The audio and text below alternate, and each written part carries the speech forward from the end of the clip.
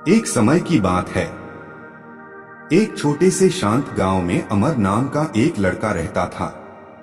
अमर अपने क्रोधी स्वभाव और चंचल मन के कारण पूरे गांव में प्रसिद्ध था। उसका मन हर समय विचारों से भरा रहता था। सोचो कि उसके विचारों के तूफान ने उसके मन को एकदम बेचैन कर दिया था। उसके जीवन से शांति मानो गायब हो गई थी और वह हमेशा अपने ही ख्यालों में खोया रहता था और तनावपूर्ण जीवन जी रहा था। उसके अशांत मन और क्रोध के कारण उसके अपने परिवार के सदस्यों और गांव वालों से भी संबंध अच्छे नहीं थे, जिससे वह और भी अधिक अकेला और अपमानित महसूस करने लगा। वह और भी अधिक मानसिक तनाव की स्थिति में चला जा रहा था। एक समय की बात है। अमर अपने गांव में घूम रहा था।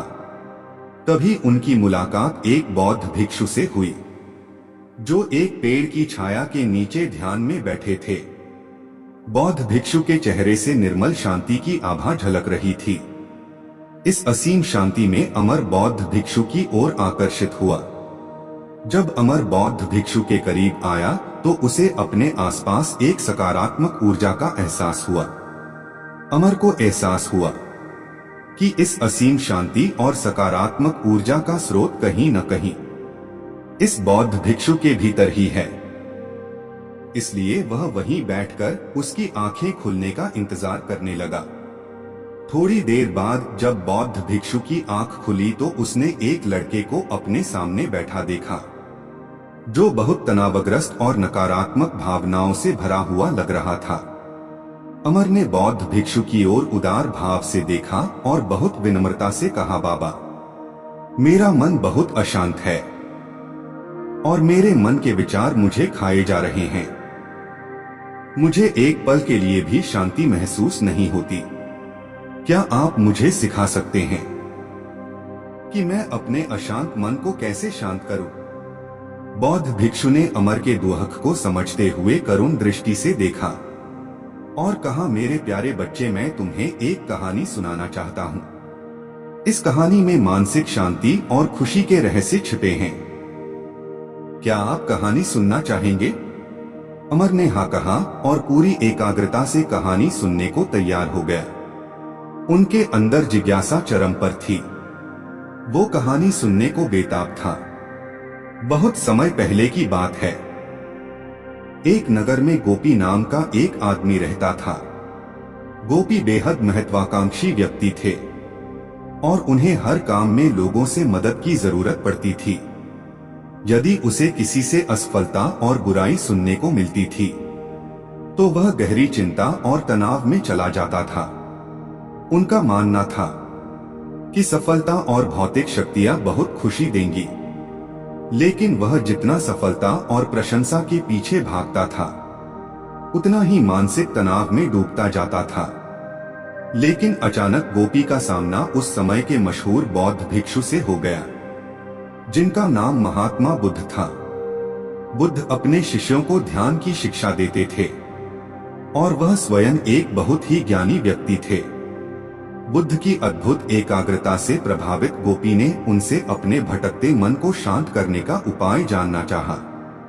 गोपी ने कहा कि मेहनत में हमेशा सफलता के पीछे भागता हूँ और लगातार अधिक हासिल करने की कोशिश करते हूँ, फिर भी मुझे कोई क्षणिक संतुष्टि या आत्मसंतुष्टि नहीं मिलती। इस निरंतर बेचैनी के बीच में मैं शांति कैसे रह सकता हूँ? बौद्ध भिक्षु ने करुण दृष्टि से उसकी ओर देखा और उत्तर दिया, आपका मन एक अशांत नदी की तरह है, जो हमेशा बहती रहती है। आप कभी भी शांत नहीं रह सकते। इसलिए इस अशांत मन को शांत करने के लिए आपको अपने विचारों को बिना किसी रुकावट के जाने देने की कला सीखनी होगी। गोपी को आश्चर्य हुआ और उसने पूछा कि मैं अपने विचारों को कैसे जाने दूं? आखिर मैं भी तो अपनी इच्छाओं और महत्वाकांक्षाओं से बंधा हुआ हूं। यह सुनकर बौद्ध भिक्षु मुस्कुरा दिए। बौद्ध भिक्षुक ने कहा, कल्पना करें कि आपके हाथ में पानी का एक गिलास है। अब आप इसे जितनी देर तक पकड़कर रखेंगे यह उतना ही भारी होता जाएगा। और अगर आप इसे काफी देर तक पकड़े रहेंगे तो आपके हाथ में दर्द होने लगेगा। लेकिन अगर आप उस पकड़ को ढीला कर दें और छोड़ दें तो आपका बोझ खत्म हो जाएगा। अमर ने पूरी कहानी और उसका संदेश ध्यानपूर्वक सुना। वह समझ गया कि अपने विचारों और इच्छाओं से चिपके रहने से उसका बोझ बढ़ जाता है और अंदर ही अंदर अशांति पैदा कर देता है। अब अमर को कहानी का अंत सुनने की उत्सुकता से प्रतीक्षा थी। कहकर बौद्ध भिक्षु ने कहानी जारी रखी। एक बौद्ध भिक्षु की बात मानकर गोपी ने विचारों को त्यागने का अभ्यास शुरू कर दिया।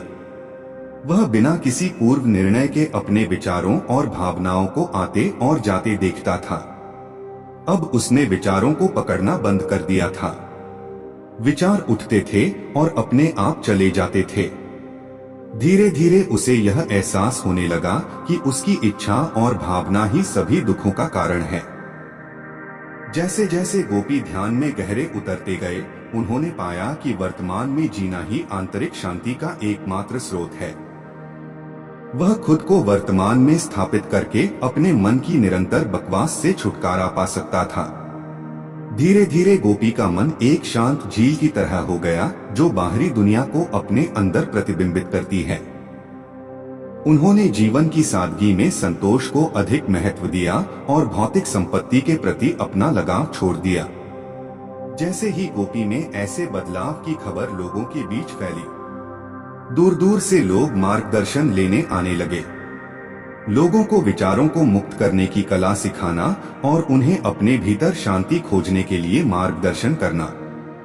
वह लोगों के बीच शांति और ज्ञान का प्रतीक बन गया। गोपी और साधु की कहानी समाप्त कर बौद्ध भिक्षु कुछ देर के लिए चुप हो गए, ताकि इस कहानी का अर्थ अमर के मन में अच्छी तरह बैठ जाए। अमर ने बौद्ध भिक्षु की ओर देखा तो उनकी आंखों में अब एक नई समझ दिखाई दे रही थी। अमर ने धीरे से कहा कि मुझे इस कहानी में ज्ञान दिखता है, लेकिन मैं इसे अपने जीवन में कैसे लागू करूं? प्यारे दर्शकों, इसका अगला भाग जरूर देखें, क्योंकि उसमें बताया गया है कि इस चंचल मन को बस में कैसे करें।